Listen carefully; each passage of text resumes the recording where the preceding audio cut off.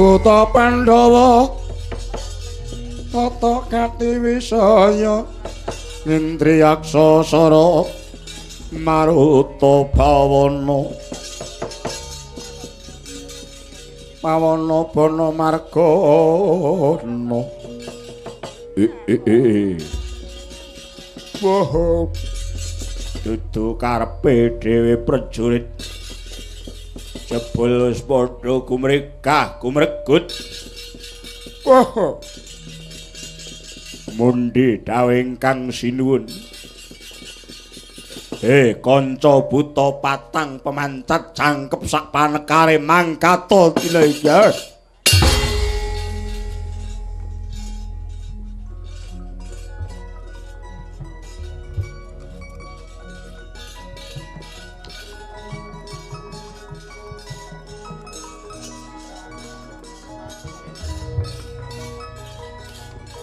Sikra bala tuminga tanpa samya medali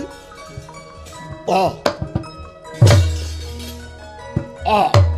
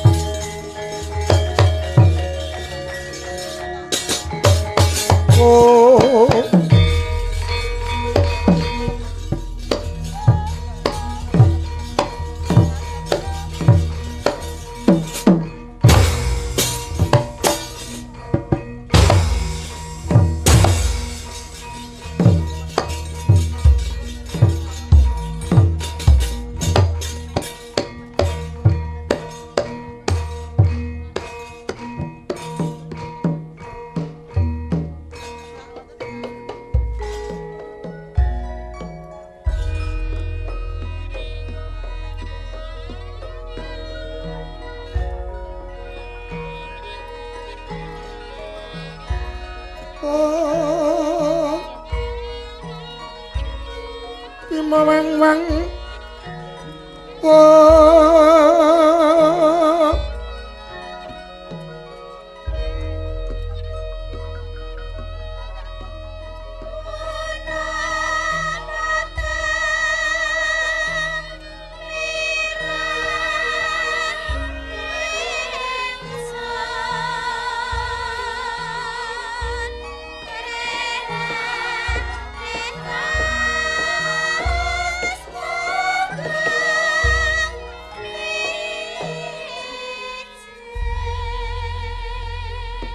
nglangut tanpa pagut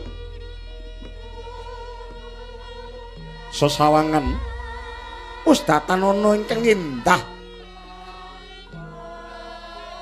hamung baleduk ingkang mangampak-ampak wor lan kukusing Sendhawa madyaning pabaratan Tegal Kurusetra ingkang ana muhung raos tintrim renten dalu sak gugurira satriya pringgondani risang Gatotkaca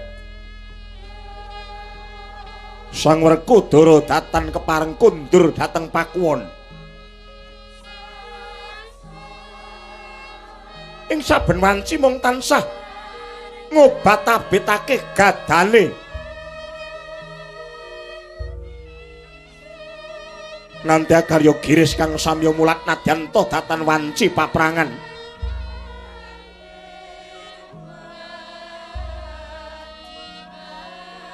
amung perepat punakawan Kyai Lurah Semar Badranaya ingkang tansah angimur-imur murisukaning Wardaya Suprandine datan lilih ing pengarih-arih risang Bimasena gempung ing raos mes guling ati katanana liyan amung narpati ngawangga ingkang tinuju krana nenggih Prabu Basukarna ingkang anjalari gugurira putra kinasih Sang Gatotkaca teka kata mangkono pangudyas maraning Indra lamun to kababaring lisan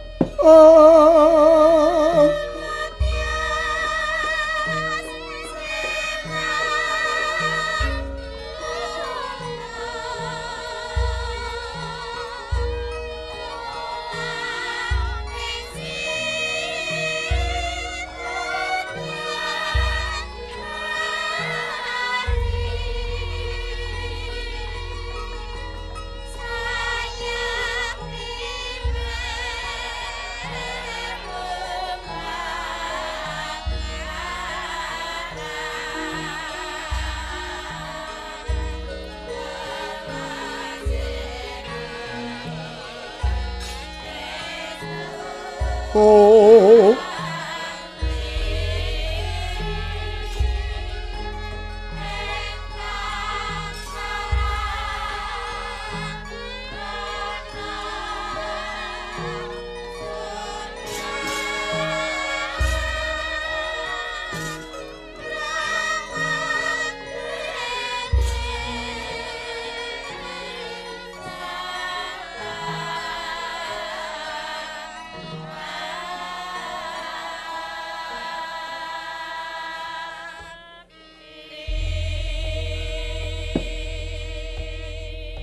wadananira layu kumel kucem rahnyo maratani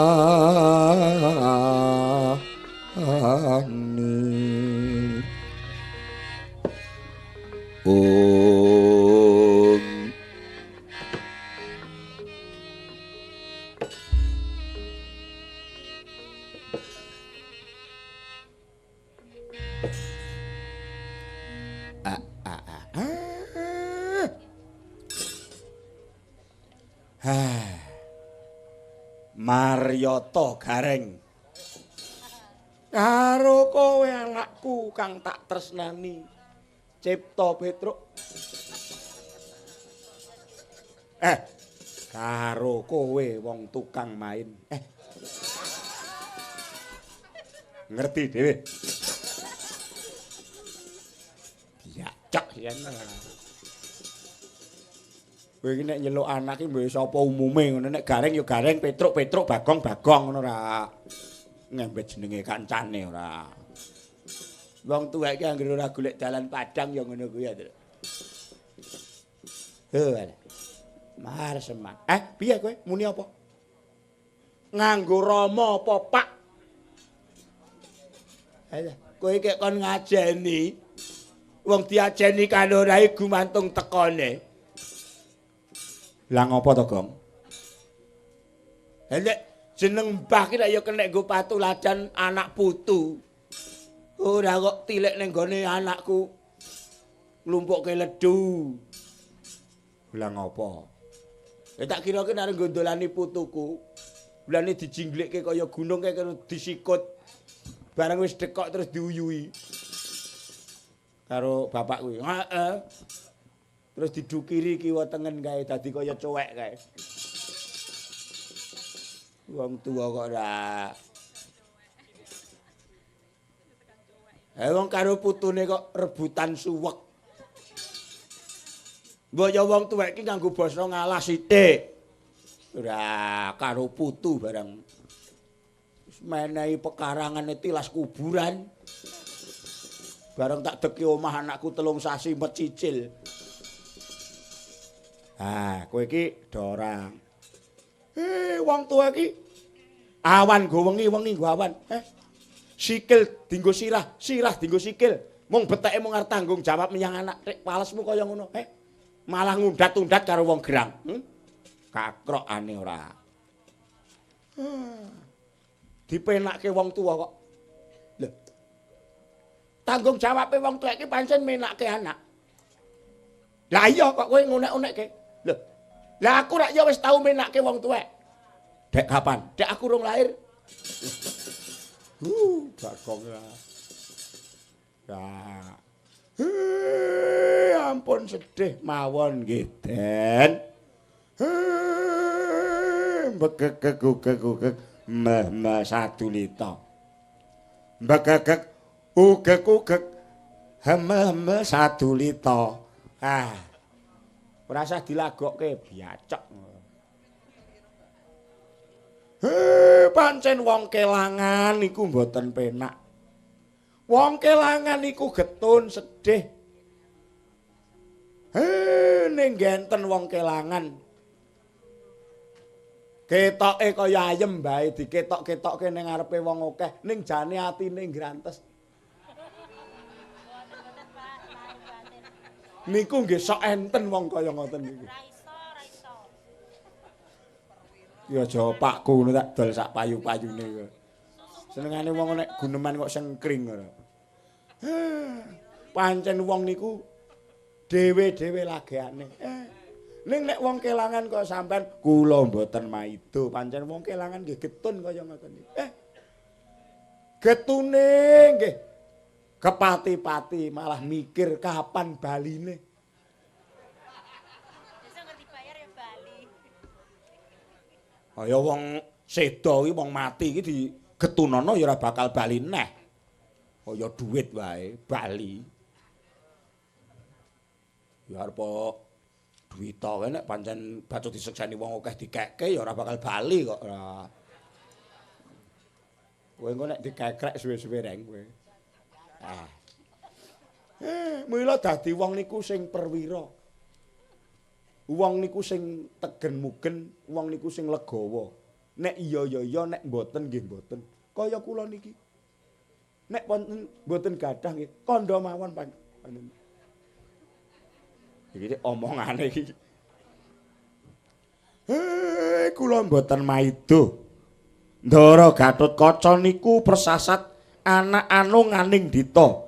Bocah lanang mursid bisa mikul dhuwur mendem jero. Pengarep-arepe wong tuwa kudu kaya ngoten niku ning nyatane sakniki mboten kenek disawang. Pun mboten iso dimong melih. Ajeng sampean mboten mulih. Ngantek 7 dina 7 bengi niku ingkang putra tetep dadi bangke. Ngeten nggih Gus.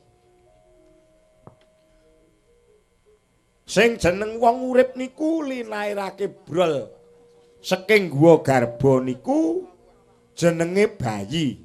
Saka tembung bebayani. Banjur bar bayi dadi bocah. Mangane kaya kebo gaweane durung kecacah utawi durung pernah. Nek pun gedhe melih jenenge Jaka. Sejane durung teka mula pirantine mung jaga-jaga. Gedhe melih dadi wong nom, tegese ngenam-nam lakune nata-nata uripe. Nek wis dadi wong nom terus rabi, ngerahapi, mathuk cocok, netepi darmaning wong urip kudu ngudi turun, ngoten. Nek wis rabi terus anak-anak, anak saka tembung ana. Nek wong wis anak-anak niku pirantine 3 wirya harta wasis. Wirya niku derajat, harta niku dhuwit, wasis niku pinter. Nek pun anak-anak nek ora bondo nggih kudu pinter, nek mboten pinter nggih kudu pangkat. Mboten bondo, mboten dhuwit, mboten pinter, mboten pangkat niku aji godhong jati aking. Salah siji tinggoni. Terus para anak-anak dadi tuwa tegese metu nggawa nek muni kudu mentes. Bar dadi wong tuwa terus dadi wong kaki. Tegese wong sing wis bakuh. Pawitane teng anak putu niku mung 3 sembur wur tutur. Sembur niku ndongak-ndongake, wur niku mawit-mawiti, tutur niku kandan-kandan. Ngeten. Banjur nek pun dadi wong sepuh, tegese pun sepi. Mboten etan, mboten kulon, mboten lor, mboten kidul, melok tanpa aling-aling. Nek pun sepuh banget niku ing karna muni kumruwung kumitir sang godhong jaratil kaya pun ungak-ungak teng margaina. Ngandi parane wong urip niku mboten wurung ming mati. Nggih. Sekti dikaya ngapa sing jenenge menungsa niku mati, kurang sekti napa niku enten dongenge. Nalika Empu Anggonjali niku mandhe pusaka teng tengah segara. Apa bisa nek mandhe pusaka kene tengah segara? Wong biyen kok mbok paido. Niku enten Baita Kentir. Niku praune juragan Sarkil saka tanah Ngerum. Ditulungi kali Anggonjali. Ngaturke panarima. Lah, ngerti kawasisane Anggonjali nggone gawe keris enten tengah segara, kesengsem juragan Sarkil Anggon Jali dijak mulih menyang omahing negari Ngerum. Bareng teka mriko didhauhke kalih anake wadon sing jenenge Ken Saka. Oh. Terus sawise dhaup gelising kandha Grbini. Durung wanci lek ing jabang bayi wis ditinggal bali Mandhe Pusaka menyang tengah segara meneh.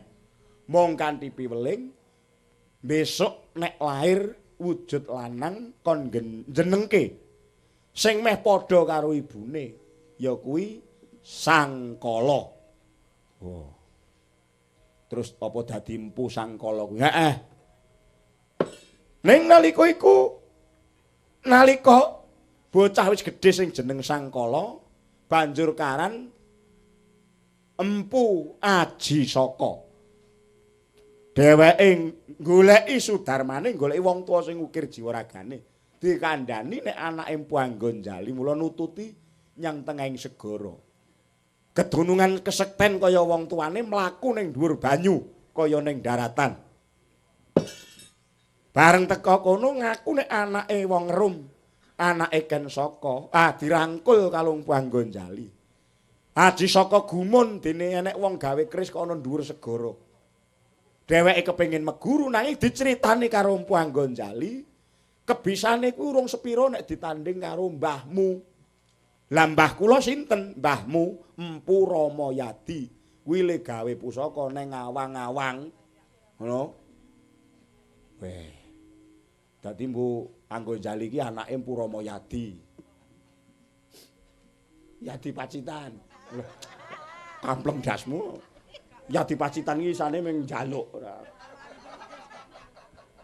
Njaluk lungsuran ya. Nah, kuwi. Nek wong Guneman iki dirungokke kupinge. Tenan dheweke menyang Mega Malang. Mabur merga kawasisane Empu Sangkala ya si Aji Saka. Matur ana ngersane mbae Empu Ramayadi. Kula ngungun dene Paduka Mandhe Pusaka kok wonten Mega Malang. Dikandhani meneh nek kowe kepengin nisa, aku iki suwurung amput-ampute guruku Sang Hyang Suman ya Bathara Wisnu. Methuki Bathara Wisnu. Dikandhani meneh kowe aja gumun. Nadyan aku duwe kawicaksanan nanging aku iki isih murite Begawan Ngusmanaji.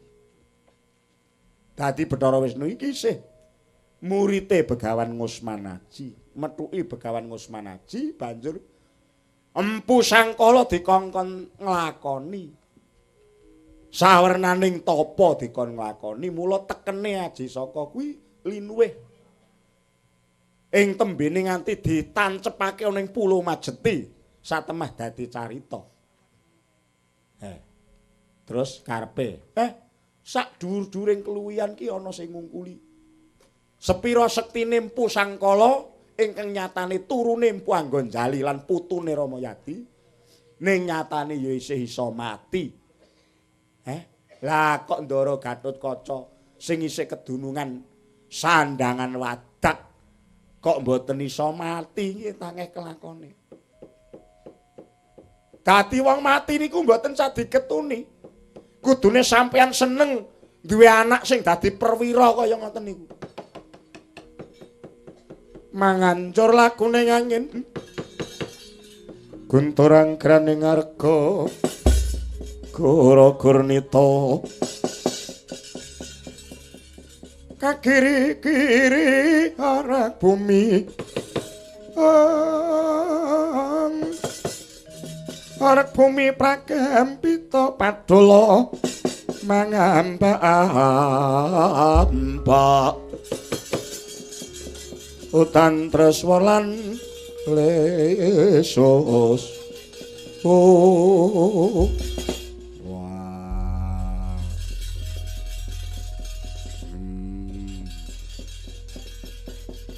Gatot. Gatot genter. Sing diceluki Gatotkaca ora Gatot penggenter. Nyawamu tebuse kanggo nyawaku le.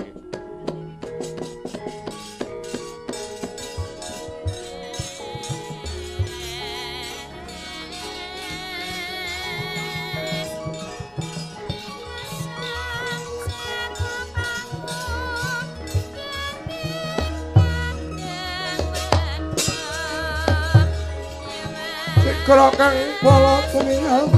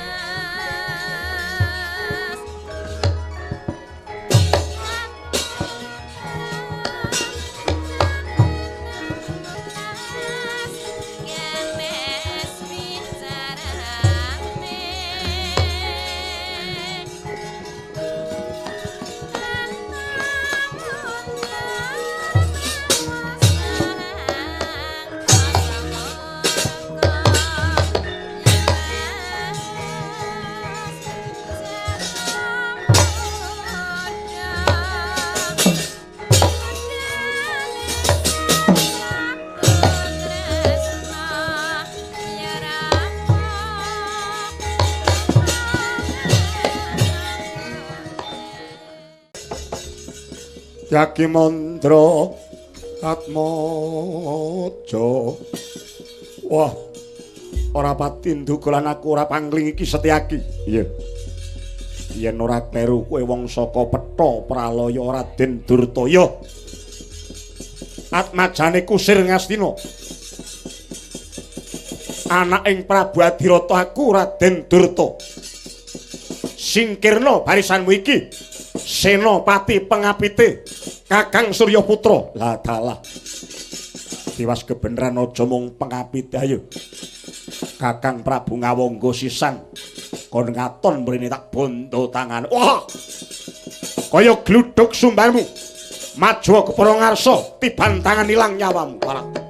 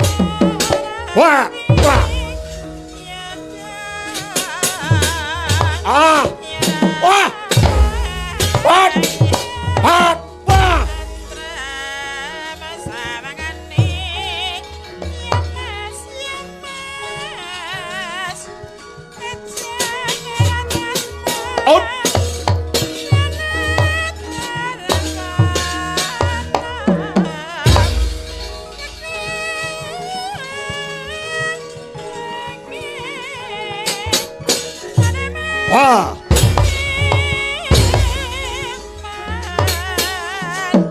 Hush. Hut. Hat. Hat. Oh.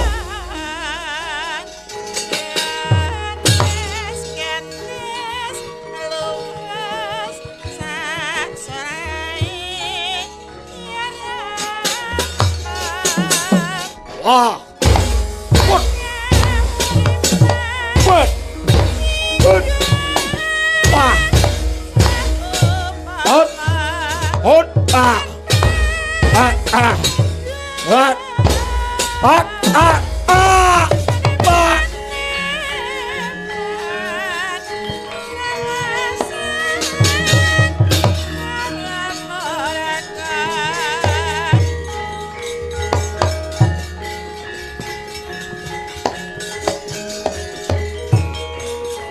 Yo. Raden Tirtaseta gotong-gotong.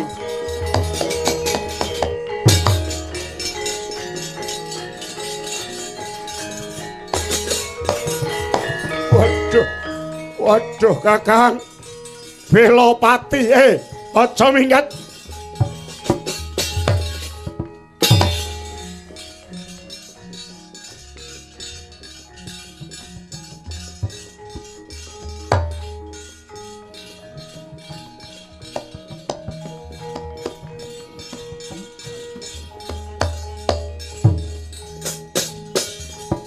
Hot.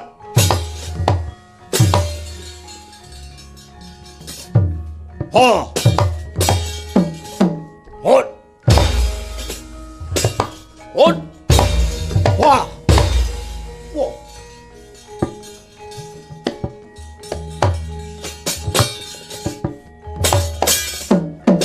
Hot. Bah.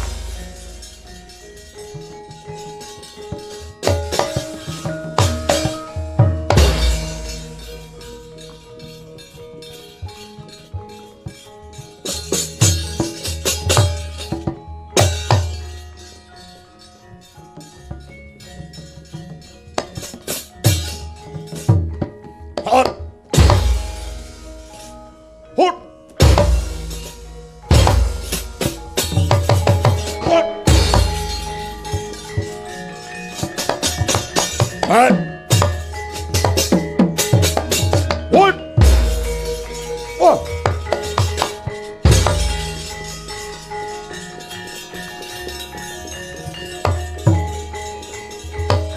Right.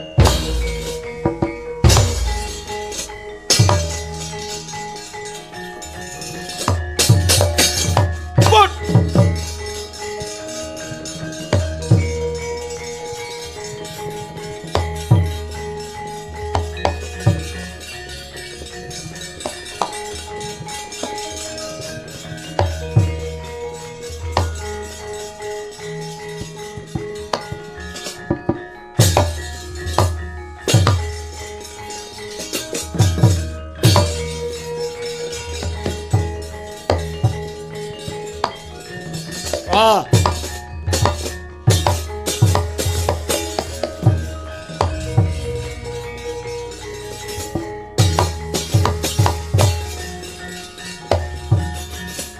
Hot.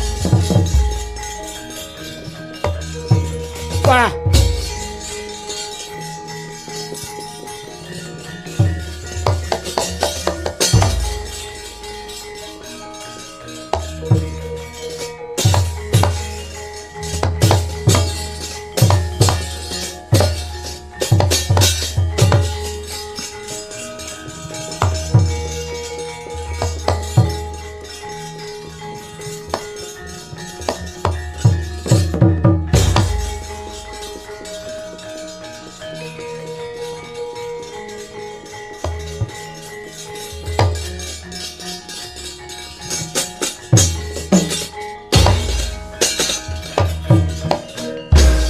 Kunjing langit gelap katon Kirkincang alis Prisang mawe gandrung Hudu. Ini. Injuh gepeng, Gong. Apane? Lho deloken. Hei, sapa kuwi? Sik. Kacamata kuwi. Oh, dapure ngene kacamata. Oh. Jaya. Jaya sapa? Jaya Karneli apa Jaya? Jayarata. Oh, Jayarata kuwi adine Durta.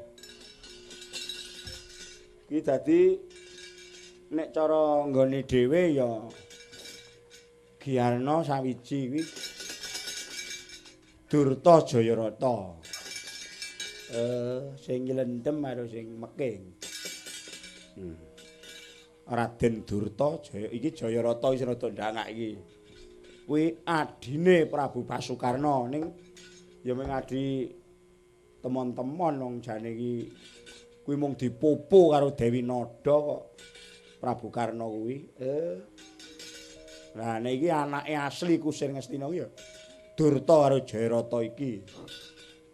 Mati burung Petruk. Pun wong mangidak kok ngoten kok. Halah. Lah niku genah pupune men pun gathuk kalih gulu ngono. Wong pupu kok njo nekuk munggah nek. Kaya pitik diingkung e, Gong. Apa ora karek goleke wisuan? Wisuan dapurmu mati ya men. Kula iki gumun kalih jenengan lho. Wong gur majune kaya wis ora akeh guneme kok mara-mara ku dijak mangak mati. Aku kempung golek ijol patine anakku lanang. Karo anak kok mikir nganti kaya ngono. Anakku iki malah tak pateni. Lah ngopo to, Gong? Lah bocah ra diaturan kok. Wong kok ora ndek tata krama. Sapa? Anakku kuwi. Lah ngopo? Lah umume ngguka wong turu, ngguka pakne ki ra ya dioyok-oyok apa piye ora. Bonggol jagung lolohke cangkem.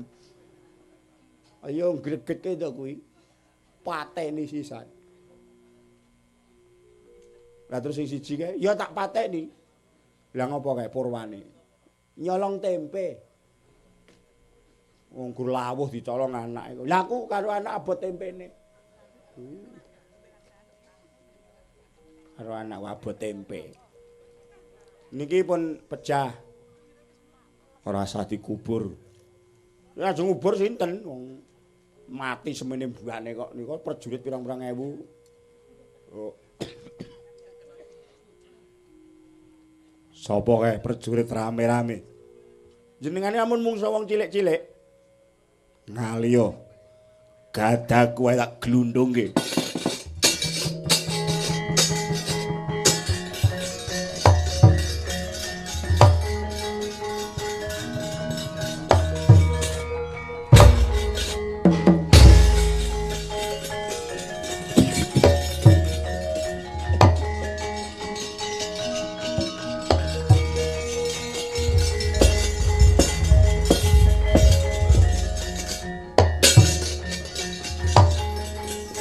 Hei, ambuk.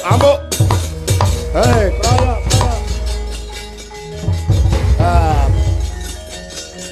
Lah, maju. Ayo dipanai nek. Sing rame-rame lah.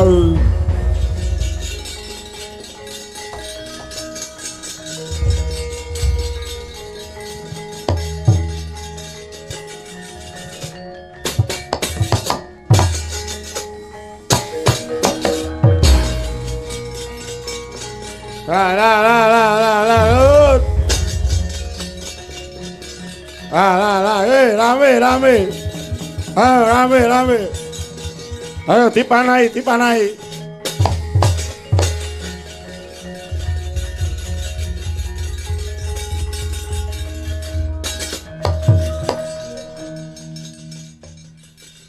Bagong mang ning endi ya? Kang. Alah. Saya Kang. Kowe iki ngapa rek? Bang Bayi mripate putih tok. Kang. Bagong. Mbok ena. Anake Sadirana mboke Sadirene. Kowe iki arep mbuktekke kekuatane gadane Ndara Blekudara iki. Ming diglindingke kaya wong pirang-pirang iso mak pletuk. Ere delok anggo nek diglindingke rono nggih barisan pirang-pirang atus kae ora ndase do pecah kletok krias. Lho matane do tememplek ning kene lho Bang Bayi. Ki mripate sapa iki? Ki mripate Sabto iki Bambang Isis iki. Iki. Ki Bandi iki. Sing genepi ya nek mul iki. Allah. Sing dipatekke kok sing mati apa Gus?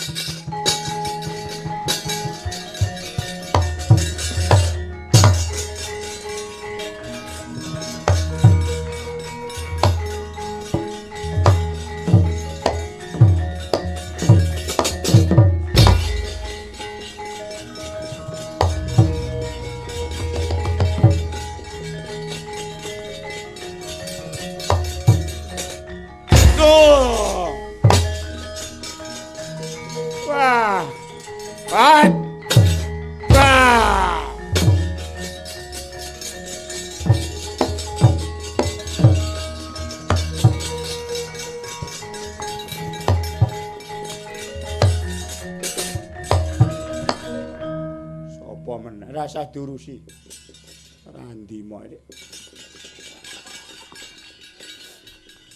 mesake to kalah mbok men